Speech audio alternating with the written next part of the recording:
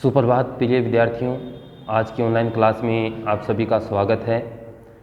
हम फिर से लेकर आ रहे हैं नीति निर्देशक तत्व और उनके क्रियान्वयन से संबंधित जो महत्वपूर्ण उदाहरण हैं हम अध्ययन कर रहे थे उनके बारे में आज हम उनको कंप्लीट करते हैं कि नीति निर्देशक तत्व के क्रियान्वयन से संबंधित कौन कौन से अधिनियम हैं, कानून हैं या योजनाएं हैं वो सरकार के द्वारा बनाई गई हैं। तो इन सब का अपन अध्ययन करते हैं।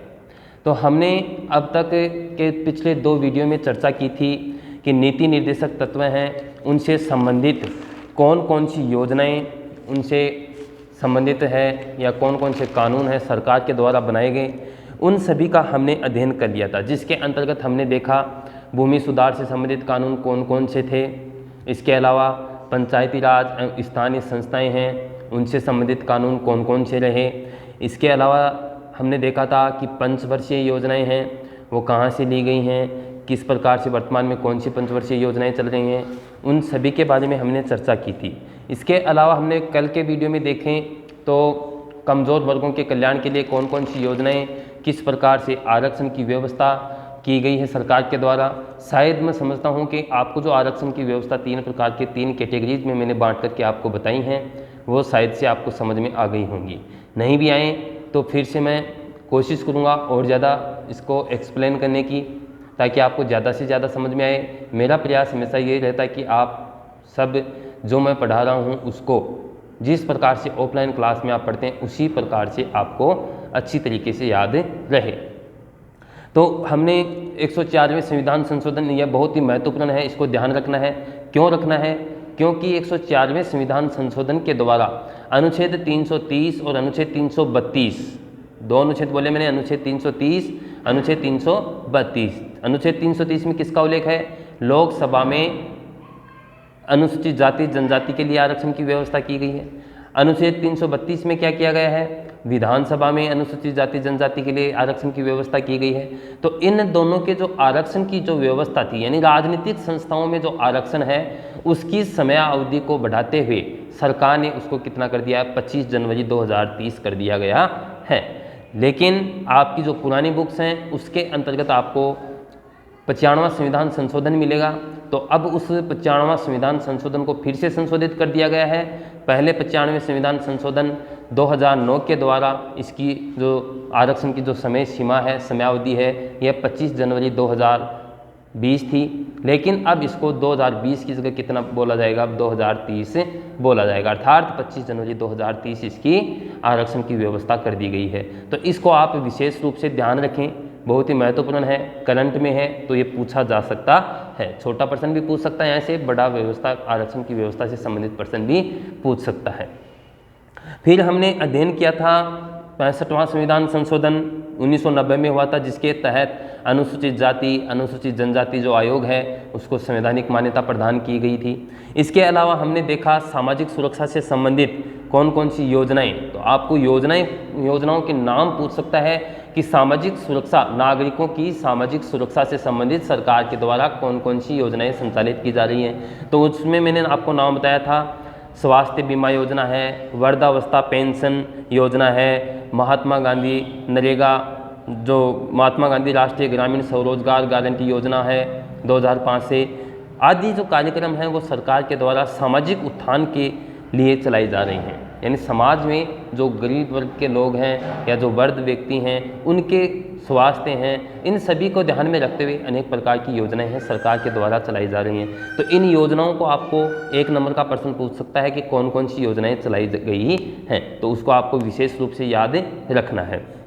फिर हमने देखा था कि बड़े उद्योगों का राष्ट्रीयकरण भी किया गया है, यानी खान है, कोयला, जीवन बीमा निगम है, इन सभी के साथ साथ, या पर्यटन विभाग है, पर्यटन है, इन सभी के साथ साथ हमारे जो अनेक जो राष्ट्रीय स्तर के बैंक हैं उनका राष्ट्रीयकरण किया गया है। तो वो भी कार्य किसके अंतर्गत सम्मिलित हैं? वो भी नीति निर्देशक तत्वों के क्रियान्वयन से संबंधित है।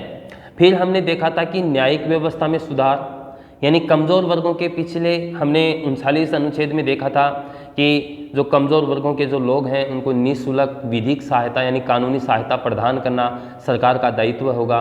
जो ऐसे व्यक्ति जिनके साथ सामाजिक अन्याय हो रहा है और वो एक वकील की वजह से, या अपन कहें कि एक विधिक कानूनी निःशुल्क विधिक कानूनी सहायता उनको प्राप्त नहीं हो रही है, इस कारण से उनका खर्चा ज़्यादा होता है, इस कारण वो न्यायालय में नहीं जा पाते हैं। तो उनको सस्ता, सुलभ और शीघ्र न्याय उपलब्ध करवाने के लिए सरकार के द्वारा निःशुल्क रूप से विधिक या कानूनी सहायता उनको प्रदान की जाती है। दूसरा, हमने इसके अंतर्गत देखा था न्यायिक व्यवस्था के अंतर्गत कि जो सस्ता, सुलभ और त्वरित का मतलब होता है शीघ्र यानी अति शीघ्र न्याय उपलब्ध करवाने के लिए या न्याय प्रदान करने के लिए सरकार है वो अनेक लोक अदालतों का गठन करती हैं। लोक अदालतें क्या होती हैं? लोक अदालतें वे होती हैं जो जिस प्रकार से न्यायालय कार्य करता है, या अदालतें जो कोर्ट बोलते हैं अपन जिसको, वो कार्य करता है, उसी प्रकार से लोक अदालतें कार्य करती हैं। लेकिन ये लोक अदालतें जनता के बीच में जाकर के उनके न्याय को, उनके जो विवाद है उनका, उन विवादों को सुलझाने का कार्य करती है और त्वरित यानी शीघ्र वहीं पर उनका निपटारा करके और उनको जो एक कानूनी लंबी प्रक्रिया है उससे बचाती है। तो ये लोक अदालतें होती हैं। तो लोक अदालतों का और त्वरित न्यायालय यानी शीघ्र न्याय प्रदान करने का कार्य करने वाले न्यायालयों की भी स्थापना की गई हैं। तो ये सभी आपको ध्यान में रखनी है कि शीघ्र, सस्ता, सुलभ न्याय उपलब्ध करवाने के लिए सरकार के लिए सरकार के द्वारा कौन कौन से कार्य किए गए हैं या क्या व्यवस्था की गई है। तो लोक अदालतों का गठन है, त्वरित न्यायालय की स्थापना है, आदि की गई हैं। फिर अपन देखते हैं कि जो शिक्षा के क्षेत्र को ध्यान में रखते हुए हमारी सरकारों ने शिक्षा के उद्देश्य को पूर्ण करते हुए, इसके महत्व को समझते हुए सरकार ने अनिवार्य एवं निःशुल्क प्राथमिक शिक्षा की भी व्यवस्था की है। और यह जो अनिवार्य एवं जो निःशुल्क प्राथमिक शिक्षा है, यह 6 से 14 वर्ष के बालकों के लिए निःशुल्क एवं अनिवार्य रूप से प्रदान की जाएगी। यह व्यवस्था भी इसके अंतर्गत की गई है। फिर हमने देखा था इस अनिवार्य एवं निःशुल्क प्राथमिक शिक्षा का जो अधिकार है, इसके तहत कौन कौन सी योजनाएं सरकार के द्वारा चलाई जा रही हैं। ध्यान रखना कि अनिवार्य एवं निःशुल्क प्राथमिक शिक्षा का जो अधिकार प्रदान किया गया है या जो कानून बनाया गया है इसके लिए, जो 86वां संविधान संशोधन 2002 के द्वारा, जिसको अपन शिक्षा का अधिकार संशोधन भी कहते हैं या अधिकार अधिनियम भी कहते हैं। तो इसके माध्यम से 6 से 14 वर्ष के जो बालक बालिकाएं हैं उनको अनिवार्य रूप से यानी निश्चित रूप से और निःशुल्क रूप से यानी बिना किसी शुल्क के उनको जो शिक्षा प्रदान करना है, इनका उद्देश्य प्रमुख रूप से वो इसके अंतर्गत कौन कौन सी योजनाएं चलाई गई हैं। तो उन योजनाओं के मैं नाम बताया था मैंने कल भी। सर्व शिक्षा अभियान है, मिड डे मील कार्यक्रम है, राष्ट्रीय माध्यमिक शिक्षा अभियान है, और वर्तमान में देखें तो अपने जो समसा को अपन समग्र जो सर्व शिक्षा अभियान है उसके तहत इसको जोड़ा गया है। और समग्र शिक्षा अभियान, इसका पूरा नाम होता है, समसा का पूरा नाम है समसा, SMSA यानी समग्र ऐसे शिक्षा अभियान, समग्र शिक्षा अभियान इसका नाम है। तो ये जो समग्र शिक्षा अभियान है इसको ध्यान में रख लेना थोड़ा सा। समसा का फुल फॉर्म इसमें मैंने आपको नोट्स में नहीं बताया है, तो समग्र शिक्षा अभियान बोल दो या SMSA यानी समसा बोल दो, एक ही बात है। समसा की पूरी फॉर्म भी पूछ सकता आपको। तो सर्व शिक्षा अभियान, मिड डे मील कार्यक्रम, राष्ट्रीय माध्यमिक शिक्षा अभियान और समग्र शिक्षा अभियान या समसा, ये अनेक प्रकार के कार्यक्रम हैं सरकार के द्वारा जो 6 से 14 वर्ष के जो बालक बालिकाएं हैं उन बालक बालिकाओं को पूर्ण रूप से शिक्षा के क्षेत्र से जोड़ने के लिए क्या किया गया है, इन कार्यक्रमों का संचालन किया गया है। तो ये कार्यक्रम हैं, आपको इस क्रियान्वयन से संबंधित जितने भी कार्यक्रम, इससे संबंधित संशोधन, कौन कौन से संविधान संशोधन उनको आपको विशेष तौर से याद करना है। फिर हमने देखा था कि जो हमने न्यायिक व्यवस्था में सुधार तक देख लिया था। अब आज अपन जो अनिवार्य एवं निःशुल्क शिक्षा का, जो प्राथमिक शिक्षा का जो अधिकार है उसके बारे में चर्चा करते हैं। तो पहला है अनिवार्य एवं निःशुल्क शिक्षा का अधिकार। अनिवार्य एवं निःशुल्क, अनिवार्य एवं निःशुल्क प्राथमिक शिक्षा का अधिकार।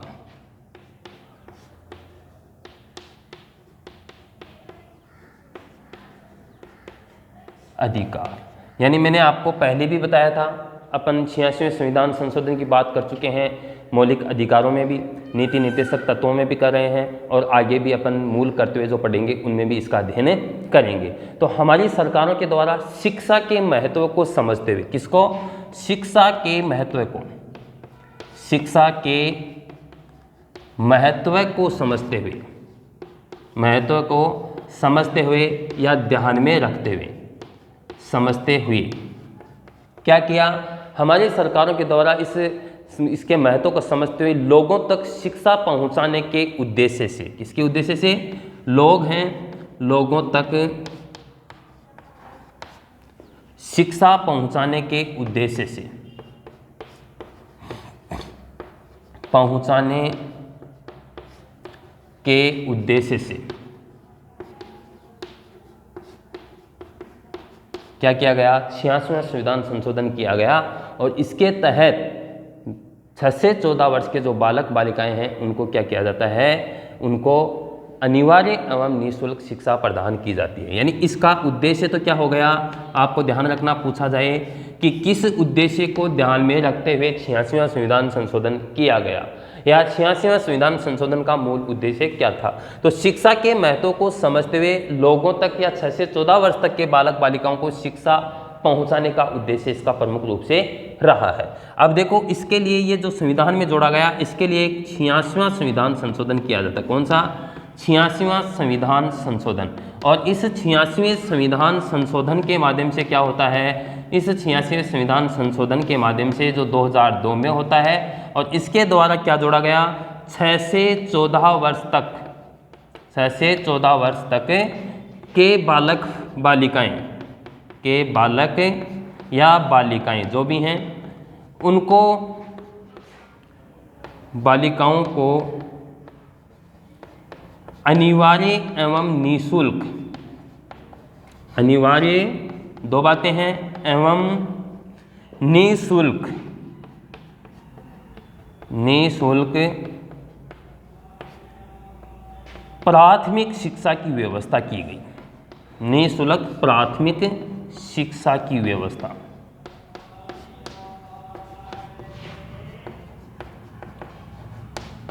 किस संवैधानिक संशोधन के द्वारा की गई? 86वें संविधान संशोधन 2002 के द्वारा। और 86वें संविधान 2002 के द्वारा 6 से 14 वर्ष के जो बालक बालिकाएं हैं, इनको शिक्षा से जोड़ना इसका प्रमुख उद्देश्य होने के कारण इसको क्या कहते हैं? शिक्षा का संशोधन अधिनियम, शिक्षा का अधिकार अधिनियम भी कहते हैं। अधिकार अधिनियम या शिक्षा का संशोधन अधिनियम, दोनों में से कुछ भी बोल सकते हैं, संशोधन अधिनियम। ठीक है, 86वें संविधान संशोधन को। अब अनिवार्य एवं प्रारंभिक जो शिक्षा है, इसको प्राप्त करने के उद्देश्य से संविधान में संशोधन तो कर दिया गया, लेकिन इसके पीछे जो कार्य क्या क्या किए गए, तो इसके लिए सरकार के द्वारा अनेक प्रकार के कार्यक्रम चलाए गए, जिसमें से अपन देखें कौन कौन से कार्यक्रम हैं। तो आपको पूछा जाए कि कौन कौन से कार्यक्रम हैं या कौन कौन सी योजनाएं हैं, योजनाएं वो बोल सकते हैं या कार्यक्रम भी बोल सकते हैं, ध्यान रखना दोनों, योजनाएं या कार्यक्रम। तो पहला है सर्व शिक्षा अभियान, सर्व शिक्षा अभियान। दूसरा मिड डे मील कार्यक्रम,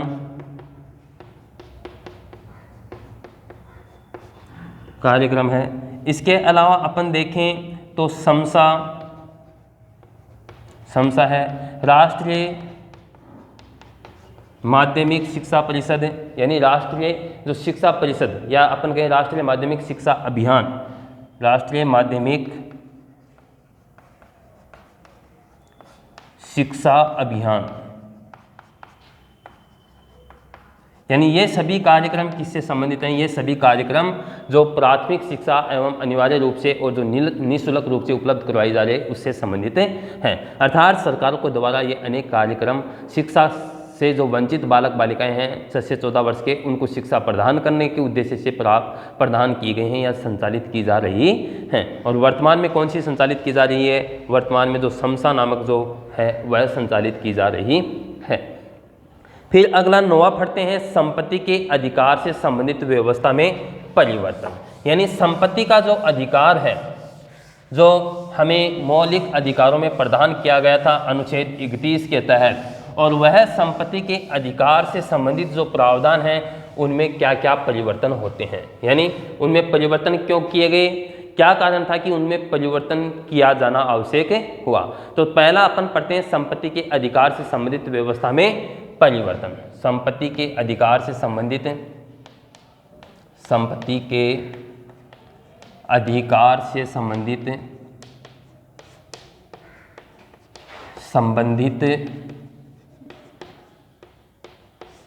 परिवर्तन या संबंधित व्यवस्था में परिवर्तन, व्यवस्था में परिवर्तन। अब क्या परिवर्तन किया गया, आपको सबको विदित है, जैसा मैंने आपको मौलिक अधिकारों में बताया अनुच्छेद 31 था, और उस अनुच्छेद 31 में सभी नागरिकों को, भारतीय नागरिकों को संपत्ति का मौलिक अधिकार प्रदान किया गया था, परंतु उसको 44वें संविधान संशोधन 1978 के द्वारा समाप्त कर दिया गया। और उसको 44वें संविधान संशोधन के द्वारा समाप्त करने का मूल उद्देश्य क्या था, तो आर्थिक एवं सामाजिक न्याय के लक्ष्य को प्राप्त करना। यानी इसमें परिवर्तन क्यों किया गया, तो इसमें परिवर्तन करने का उद्देश्य है, मौलिक रूप से याद रख लेना, आर्थिक एवं सामाजिक न्याय प्रदान करना या प्राप्त करना, सामाजिक न्याय का लक्ष्य प्राप्त करना, या अपन कहें कि प्रदान करना नहीं तो अपन कहें न्याय के लक्ष्य को प्राप्त करना, लक्ष्य को प्राप्त करना। यानी आर्थिक और सामाजिक न्याय के लक्ष्य को प्राप्त करने के उद्देश्य से क्या किया गया है, इस संपत्ति के अधिकार को समाप्त किया गया है। फिर हमने देखा कि 44वें संविधान कौन से संवैधानिक संशोधन द्वारा, 44वां संविधान संशोधन के द्वारा। 44वां संविधान संशोधन कब होता है, 1978 में। 44वां संविधान संशोधन कब हुआ, 1978 में। और इसके द्वारा क्या किया जाता है, इसको हटा दिया जाता है, यहाँ से अनुच्छेद 31 में जिसका उल्लेख था उसको क्या कर दिया जाता है, हटा दिया जाता है, और यहाँ अनुच्छेद जोड़ दिया जाता है, अनुच्छेद 300 के अंतर्गत, जिसका हमने विस्तृत रूप से अध्ययन मौलिक अधिकारों में कर लिया था। फिर अपन देखते हैं कि समान कार्य हेतु समान वेतन, यानी समान कार्य के लिए समान वेतन का हमने कौन से अनुच्छेद में उल्लेख किया था, नीति निर्देशक तत्वों से संबंधित हमने उल्लेख किया था समान कार्य के लिए अनुच्छेद 39 में, जिसके अंतर्गत हमने देखा था कि 42वें संविधान संशोधन के द्वारा इसको जोड़ा गया था। तो अनुच्छेद समान कार्य के लिए समान वेतन, समान कार्य के लिए, कार्य हेतु या के लिए समान वेतन, यानी स्त्री और पुरुष दोनों को समान कार्य के लिए समान वेतन प्रदान किया जाए। ये हमने देखा था अनुच्छेद 39 में, जिसके अंतर्गत 42वां संविधान संशोधन किया जाता है, और 42वें संविधान संशोधन के माध्यम से, जो 42वां संविधान संशोधन हुआ कब, 1976 में, और इस 42वें संविधान संशोधन 1976 के माध्यम से क्या किया गया कि स्त्री और पुरुष को समान आजीविका प्राप्त करने का या उसको वेतन प्राप्त करने का अधिकार हो, ऐसा उल्लेख किया गया है। किसमें, अनुच्छेद 39 के अंतर्गत, जिसके द्वारा केंद्र राज्य सरकारें हैं वो उनके द्वारा किए गए वो कार्य यह दर्शाते हैं, ये सभी अपन देखें, इन सभी अनुच्छेदों को देखें तो केंद्र सरकार और राज्य सरकारों के द्वारा ये जो जितने भी कार्य किए गए हैं क्रियान्वयन से संबंधित, ये सभी क्रियान्वयन से संबंधित जो नीति निर्देशक तत्वों के क्रियान्वयन से संबंधित जो कानून या अधिनियम या योजनाएं जो भी संचालित की जा रही है, इनसे ये पता चलता है कि भारत में एक पंथनिरपेक्ष, समाजवादी एवं लोक कल्याणकारी राज्य की स्थापना के लिए इन नीति निर्देशक तत्वों को लागू किया गया है। यानी इन सभी के विवरण के पश्चात हमें ये पता चलता है कि जो भी ये तत्व हैं, इन तत्वों को लागू करने का प्रमुख उद्देश्य क्या हो गया, पंथनिरपेक्षता, समाजवादी, लोक कल्याणकारी राज्य की स्थापना करने के उद्देश्य को लेकर के और सरकारों के द्वारा ये सभी कार्य किए गए हैं। तो हमने इन नीति निर्देशक तत्वों के क्रियान्वयन से संबंधित जो भी जितने भी अनुच्छेदों का, जितने भी क्रियान्वयन से संबंधित हमने जिन जिन अनुच्छेदों में परिवर्तन किया गया उन सभी को हमें याद रखना है। कौन से के द्वारा शिक्षा का अधिकार जोड़ा गया, कहाँ से संपत्ति का अधिकार कौन से अनुच्छेद के में जोड़ा गया, कहाँ से हटाया गया और कहाँ से इसको कौन से संवैधानिक संशोधन के द्वारा जोड़ा गया। इसके अलावा हमने कौन कौन सी योजनाएं थी, जिन योजनाओं के माध्यम से हमने देखा कि ये योजनाएं हैं जिनके कारण से नीति निर्देशक तत्वों से ये प्रतीत होता है कि इन्होंने लोक कल्याणकारी राज्य की स्थापना करने का मार्ग प्रशस्त किया है या प्रयास किया है। तो ये सभी तत्व हैं जो नीति निर्देशक तत्वों के क्रियान्वयन से संबंधित हैं। इन क्रियान्वयन से संबंधित नीति निर्देशक तत्वों से हमें ये ज्ञात होता है कि हमने वास्तविक तौर पर जो नीति निर्देशक तत्व हैं उनको मूल रूप से संविधान में लागू करने का उद्देश्य क्या रहा है, लोक कल्याणकारी राज्य की स्थापना करना रहा है। तो हमने अब तक के पिछले 3 वीडियो में नीति निर्देशक तत्वों से संबंधित जो क्रियान्वयन से संबंधित जो कानून हैं उनका अध्ययन स्पष्ट रूप से कर लिया है और इन तीनों वीडियो को अपन जोड़ करके देखें तो एक बड़ा प्रश्न बनता है कि नीति निर्देशक तत्व क्या होते हैं, इनके क्रियान्वयन से संबंधित कौन कौन से उदाहरण या कौन कौन से कानून या कौन कौन सी योजनाएं सरकार के द्वारा संचालित की जा रही हैं वर्तमान में, या कौन कौन सी योजनाएं लागू की गई, कौन कौन से परिवर्तन किए गए, उन सभी का आप उल्लेख कीजिए। तो एक बड़ा प्रश्न बनता है और संभावना है कि हर बार यहाँ से एक बड़ा प्रश्न जैसे मौलिक अधिकारों से संबंधित है तो उनमें से कोई 2 का नाम दे करके कोई भी 2 मौलिक अधिकार पूछ लिए या फिर कोई भी नीति निर्देशक तत्वों से संबंधित आपको पूछा जा सकता है। निश्चित है